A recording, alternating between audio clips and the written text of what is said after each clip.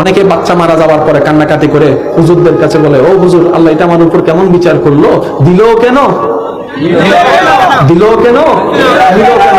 আল্লাহর উপর রাগ করে বলে, আজকে থেকে তোমার নামাজও পড়বো না, রোজাও রাখবো না। এত শখ করে তোমার কাছে চাইছি, 12 বছর পর একটা বাচ্চা দিলা, তাও দিলা আদর করার আগে বাচ্চাটারে নিয়ে গেলা, যাও তোমার আর ইবাদত করলাম না। এবার বাস্তব ঘটনা দেখেন, দুজন মারা গেল, কবরে গেল, হাসরে গেল, মায়ের বিচার হয়ে গেল, সে জাহান্নামী আমলের বিচারে। ফেরেশতারা টেনে টেনে জাহান্নামের দিকে নিয়ে যাচ্ছে। হঠাৎ করে একজন ফেরেশতা এসে তার মাকে বলে, ওই বাচ্চার মাকে বলে, আপনার জান্নাতের জন্য ঠিকানা হয়েছে, আপনাকে জাহান্নামে যেতে হবে না। বাচ্চার মা বলে, আমি তো কেমন কি করলাম যার কারণে আমাকে জাহান্নাম থেকে জান্নাত দেওয়া হচ্ছে? তখন ফেরেশতা বলবে, আপনার জন্য জান্নাতে একজন দাঁড়ায় আছে, আপনার জন্য জান্নাতের দরজায় একজন দাঁড়ায় আছে। এবার মা দৌড়ে যায়, কে? দেখে ছোট বাচ্চা। কি রে, আপনি কে? মা, তুমি আমারে চিনো নাই, আমি তো তোমার বাচ্চা ওইটা। এবার মা কইতেছে, আল্লাহ সরি,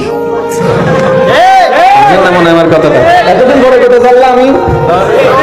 আল্লাহ কয়, তুই যে জাহান্নামে যাবি আমি জানি, আমার চাওয়া তোরে জান্নাতে দেওয়া, কিন্তু তোর আমলের সে কোয়ালিটি নাই যে আমারে খুশি করতে পারবে।